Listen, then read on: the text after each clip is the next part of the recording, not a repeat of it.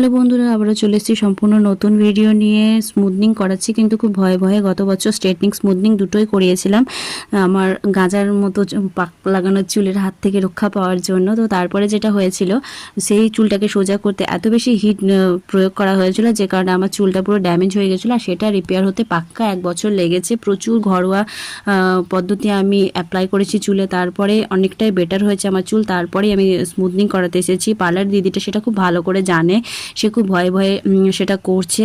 আর যে ক্রিমই অ্যাপ্লাই করছে না কেন, সেটাকে খুব কম সময়ের জন্য রেখে রেখে সে করছে, কারণ আমার থেকে তার ভয়টা বেশি। কারণ আমার চুলের কিছু হলে অটোমেটিকলি তার পার্লারের বদনাম হয়ে যাবে, ও এই ভেবেছে। কিন্তু আমি সেরকম কিছু করব না, কারণ গত বছর যার জন্য চুলটা ড্যামেজ হয়েছিল তার এগেনস্টে আমি কোনো কথাই বলিনি, সেটাকে আমার ভাগ্য বলে মেনে নিয়েছিলাম। তো যাই হোক, এবার কি হয় দেখা যাক।